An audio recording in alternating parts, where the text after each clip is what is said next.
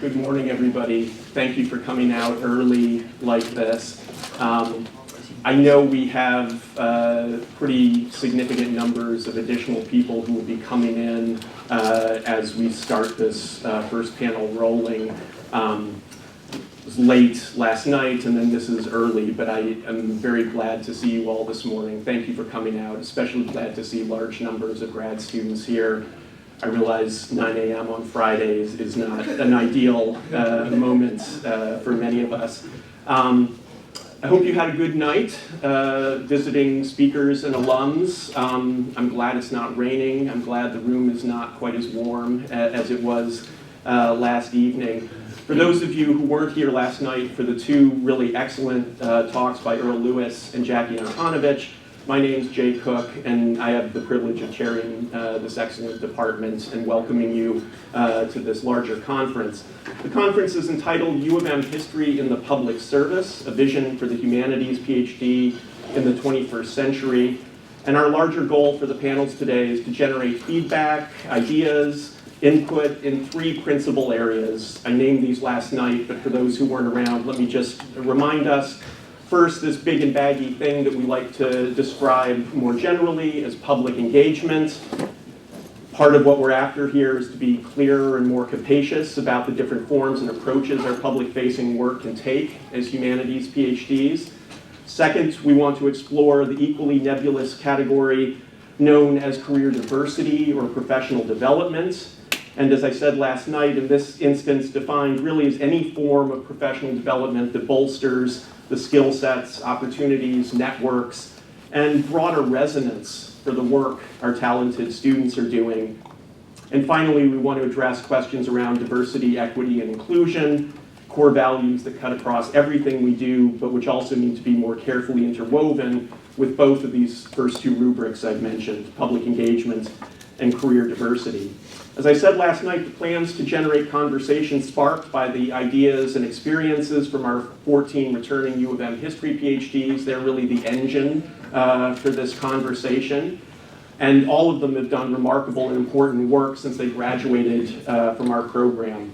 We're really excited, especially today, to hear from PhD alums and high-powered careers outside of academia, right, who really bring us kind of crucial expertise and wisdom beyond what our own faculty can provide, but also from those within academic careers who've carved out a space for public-facing work and doing really innovative things around career diversity.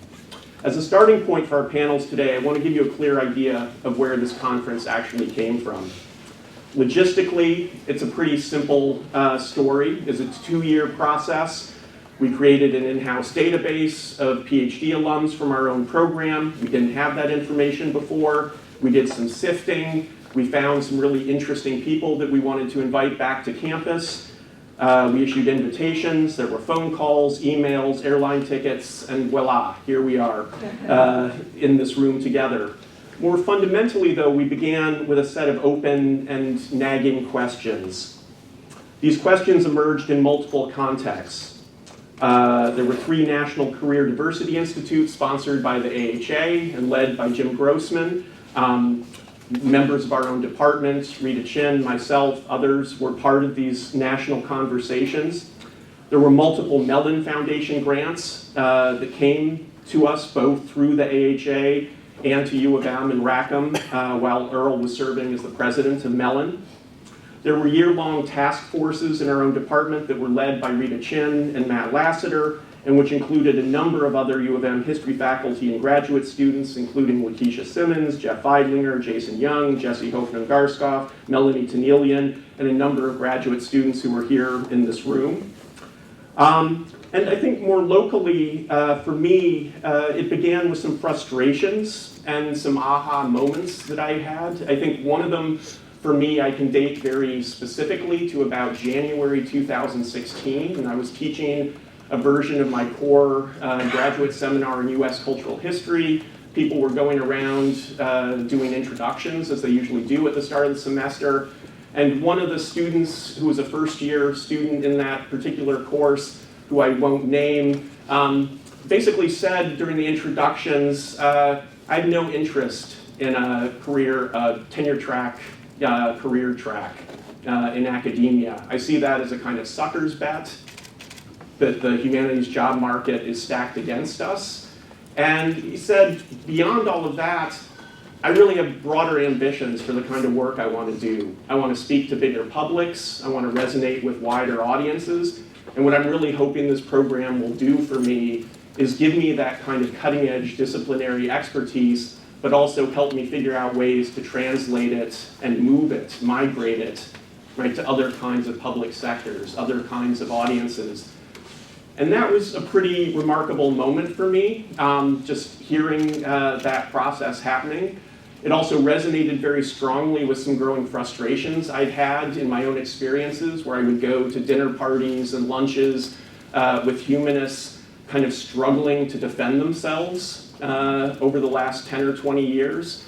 I would watch as university-wide initiatives, things like entrepreneurship programs or M Cubed, a research support program through U of M, often were being defined very specifically in terms that were geared towards engineers or scientists or people in the business school. And it was tough to watch humanists kind of on their back heels, trying to figure out how they slot into those kinds of programs. And what I increasingly came to feel was that we needed to be making a much stronger kind of affirmative argument for the efficacy and the impact of the work we do, not just speaking in generalizations and abstractions about critical thinking or writing or research, but doing work and creating modes of training that demonstrate very concretely, right, the power and the efficacy of our own work. At this stage in the larger process, I'd like to boil down some of the questions that we've been wrestling with in this department to a few opening provocations that may help to frame the discussions for today. So here's a core question to get us started. What would it actually look like to push fully beyond the stubborn dichotomies, the older zero-sum choices, that have long imagined a plan A, tenure track career within academia, and a plan B, a career outside of academia that mobilizes disciplinary training for alternative purposes? We often talk about these plans in relation to challenging job markets, the so-called crisis in the humanities.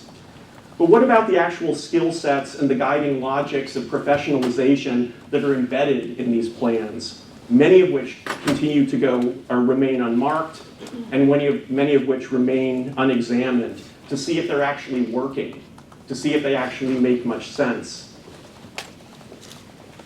Or to pose my question somewhat more critically and directly, what if the seeming distinctions between these so-called plans A and B no longer made much sense at all? Not for the ways in which we cultivate expertise, not for success in multiple job markets, and not for maximum resonance in the wider world. More specifically and concretely, and here I'm drawing upon some immediate examples within our own program, what if producing a compelling podcast actually made you a better writer, academic or otherwise? We were just talking about this in my own grad seminar this week, and Daniela Scheinen, who's been producing our podcast programs, it was very striking to me that the dissertation draft she was workshopping was starting to develop the same voice that she's been using in her podcasts, which was a really interesting kind of creative move that seemed to be happening organically. What if choosing and framing historical artifacts for a digital teaching module actually sharpened one's ability to work with historical evidence, irrespective of the topic? And here I'm thinking of our recent HistoryLab pilot program with the Holocaust Museum, where students across a range of different fields were basically tasked with taking artifacts from the museum in Washington, thinking about which ones to feature in digital teaching modules, building texts, captions, framing devices around them, and turning them into these digital teaching modules in the course of a 14-week semester.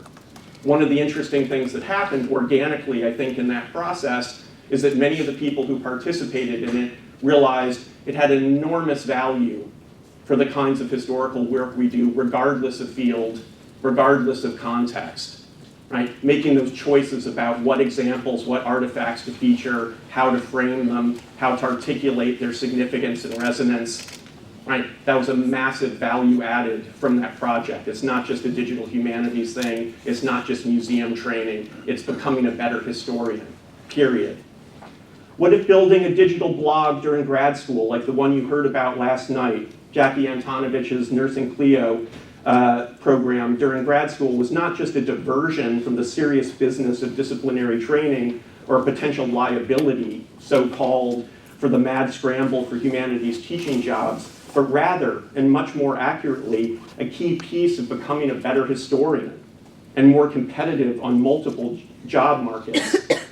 One of the things that we've been seeing, and Jackie was talking about this last night, but we've seen it with many students coming through our program, these kinds of digital projects, public-facing experimentations, are making people more successful on the job market regardless of which professional track they're interested in. It's not a diversion or a distraction. It's actually a massive value added, right, to the kind of professional development that people are doing.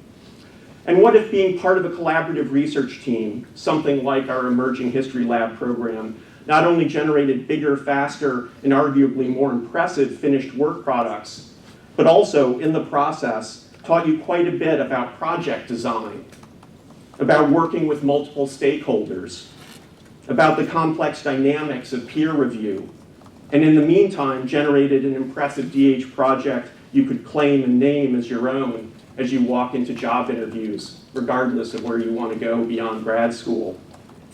The core skills I've begun to summarize here, project-based collaboration, digital literacy, intellectual self-confidence, writing for and speaking to broader publics, come from our friends at the AHA, who've already done powerful work in sparking these kinds of questions and conversations across the discipline nationally. That's what they've been doing with these career diversity institutes at recent AHA conferences and in a series of panels at the conferences and in newsletters and on the website. Still, I think we'd all agree that it's much easier to name 5 or 6 core skills that strike us as potentially valuable and fungible across multiple career tracks than it is to actually embed those skills, to bake them in, so to speak, in a cutting-edge PhD program like our own. What, in other words, would this process of skill building actually look like as a 6-year blueprint, with all of the cross-cutting pressures of funding packages and distribution requirements? How would we strategize the baking in of fungible skills to our first and second year curricula? Designing a top PhD program requires us to make tough and strategic choices, not just to keep adding on to more and more requirements, more and more work, right, that gets pushed to the summer or into the cracks of an already very busy schedule. Beyond coursework and exams, what about the related issue of work experience? Does it really make sense that our program has long offered precisely one kind of on-the-job training, classroom teaching? If we're serious about fungible skills and that resonate outward, and if most of our PhD students currently teach as graduate student instructors over at least 4 and as many as 6 or 7 separate semesters, wouldn't it make sense to offer everybody at least 1 semester of funded, meaningful work in another context to explore other institutional contexts, other kinds of modes of producing knowledge? As you can tell by my leading questions, I think we've clearly reached a kind of tipping point where it's not enough to simply noodle around the edges of a PhD program still devoted entirely to an outdated plan A, say by adding a summer internship or 2. But if we are to get more serious on these fronts, we'd likely need to do a number of things, and I'll just name them quickly. First, I think we need to be somewhat bolder in reducing the structural barriers to participation in our own unit. For example, we could rethink how people advance to candidacy. If we advance students to candidacy at the end of year 2 instead of end of year 3, that would open a much larger new pool and set of possibilities for people to participate in PhD internships at an earlier moment in their graduate training. We would also need to be somewhat braver, I think, across our program about diving in. We would need, when you go to these AHA Career Diversity Institutes, one of the first things they say is that a standard barrier to participation is faculty who claim to have no experience or expertise in exploring multiple career tracks, which provides a kind of barrier to students feeling like they can participate. But the converse is true as well, I think. Students who are interested in these possibilities probably shouldn't wait for permission from advisors who remain somewhat oblivious to what's going on in the wider world. I think one of the things that connects all of the people who are participating in this program right now is the fact that they've been bold, they've been brave, they've insisted on taking chances and exploring possibilities that weren't just immediately approved and authorized by the faculty they're working with. Finally, and above all, I think we need to do a much better job of reconnecting with our talented PhD alums and learning from them about their own professional experiences and strategies, especially beyond academia. We have a massive pool of untapped wisdom and experience that we're waiting to learn from. And one of the great things about the panels today is that we have a chance to start doing that more systematically. So thank you for being here. I will turn it over to our panelists this morning, and I look forward to hearing your ideas and questions.